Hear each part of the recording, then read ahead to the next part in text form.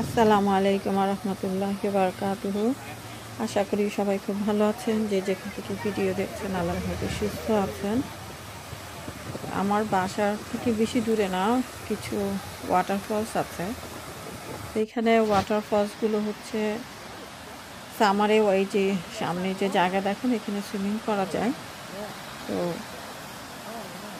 এই সুইমিং পুলগুলো বন্ধ ছিল, তো আমরা গিয়েছিলাম হচ্ছে পিচ বাগানে পিচ আনার জন্য। ওটার কাছাকাছি কিছু ওয়াটারফলস আছে, তো আসার পথে সেগুলো দেখলাম আর কি।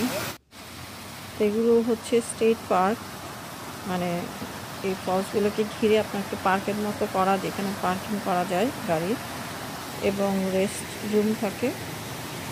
আবার কিছু পিকনিক টেবল থাকে, যেখানে ইচ্ছা করলে আপনি কিছু খাবার দাবার নিয়ে খেতে পারেন। অনেক জায়গায় বাসে গ্রিল করারও ব্যবস্থা থাকে।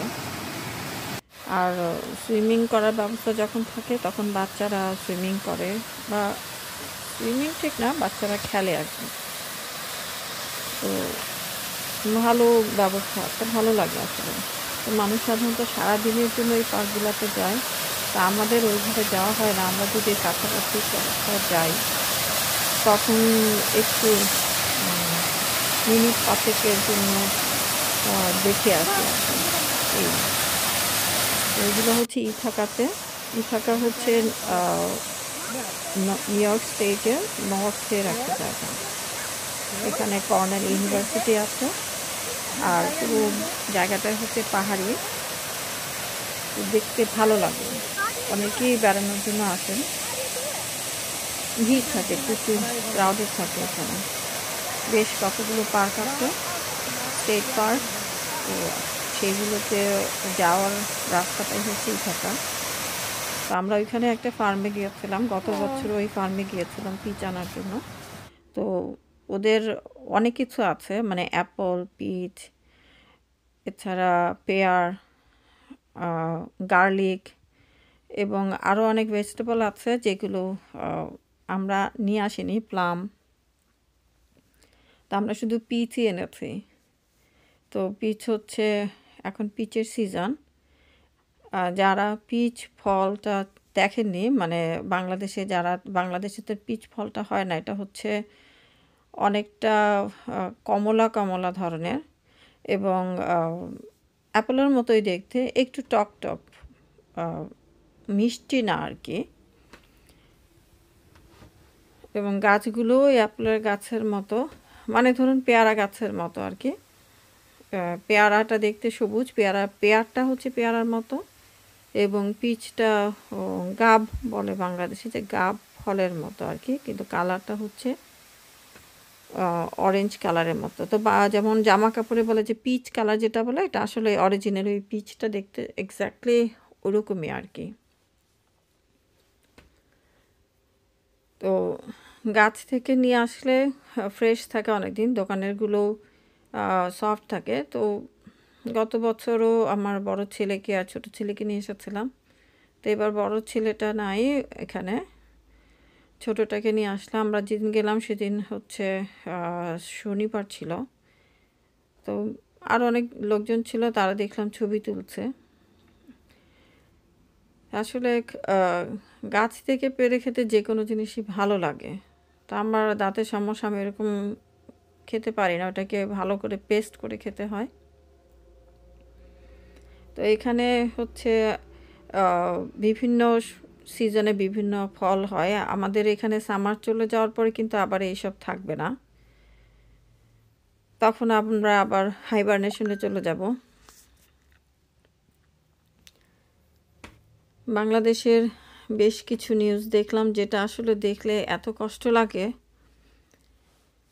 কিছু মানে জীবনে যে কখন কী ধরনের দুর্ঘটনা হয়ে যায় সেটা আমরা আগে থেকে কোনোভাবেই প্রেডিক্ট করতে পারি না, যে কি হতে পারে। আসলে লাইফটা তো সবাই সুন্দরভাবেই কল্পনা করে যে এইটার পরে ওইটা হবে, এবং একটা ছক বাঁধা থাকে।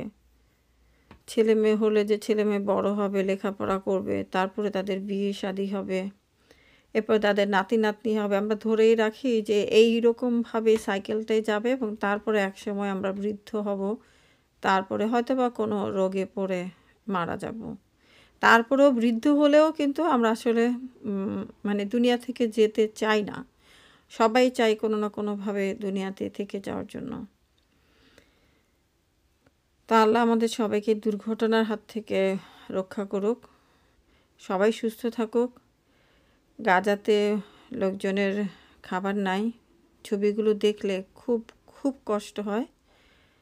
আল্লাহ গাজার সমস্যা দূর করে দিক। আমার এখানে বাসার পাশে একটা খরগোশ বসে বসে খাচ্ছিল। তো আমি যতক্ষণ তাকে রেকর্ড করেছি ততক্ষণ সে চুপ করে বসে এভাবে খাচ্ছিল, একটু নড়ানড়ি করেনি। ছোট্ট একটা প্রাণী দেখুন, এটাও আল্লাহর সৃষ্টি, আমরা আল্লাহর সৃষ্টি, অথচ আমরা মানুষরাই কত খারাপ। পুরো একটা 1.5 মিলিয়ন লোক না খেয়ে আছে, খাবার নাই, বাচ্চাগুলোর শরীর মানুষ মনে হয় না, কঙ্কাল মনে হয়, তাদেরকে ইচ্ছা করে খাবার দেওয়া হচ্ছে না।